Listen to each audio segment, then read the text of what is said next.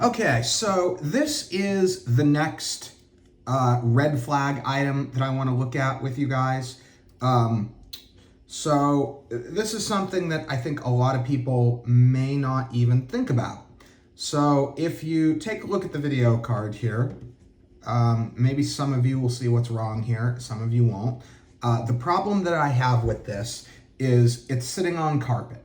Okay, now some of these newer cards have back plates on them, but even so, I don't want to see an incredibly sensitive, complex piece of computer hardware that's sensitive to static. And I will admit, I do believe that hardware is less sensitive to static than a lot of people think. But that being said, if I cannot trust that you had the basic common sense to not put the video card in the most static rich environment you really could, I can't trust you.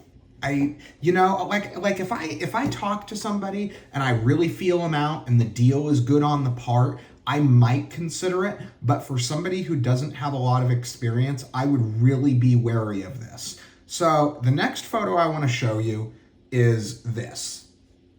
This is what I want to see.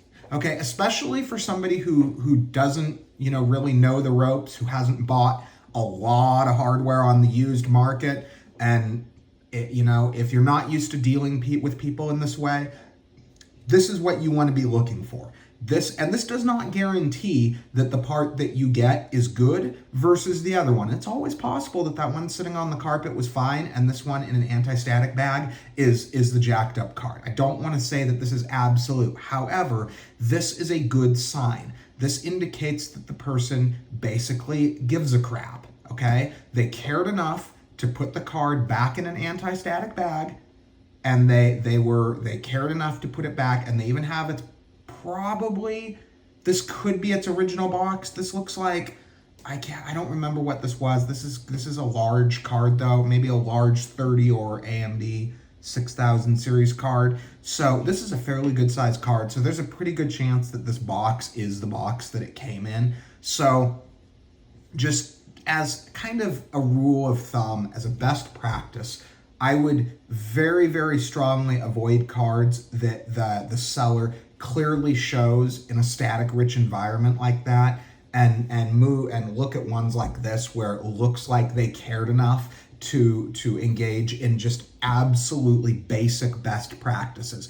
And I will say, when I was buying and selling hardware a lot, when I was doing it full time, I found that my incidence of suspiciously damaged parts, suspiciously defective parts, became a fraction of what it had originally been when I started anti-static bagging parts, whether it be at recycle centers, just I would keep large quantities of my own anti-static bags on me, whether it be even when I did purchases on Craigslist. If I met up with someone and they just handed me the bare part, usually I trusted people, but if I did take it that way, I always kept static bags on me, and I always bagged the parts as soon as I received them if they weren't static bagged.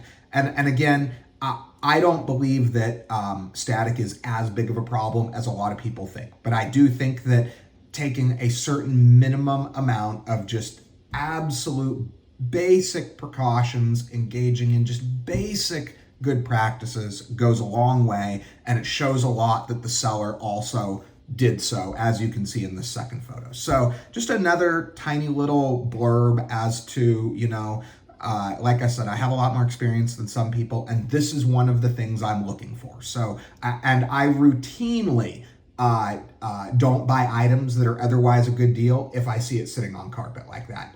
That's something I engage in on my own. And I would recommend it on your part as well. Anyway, I hope this helps some people out, and I hope you guys find this to be useful information, and thanks for watching the video.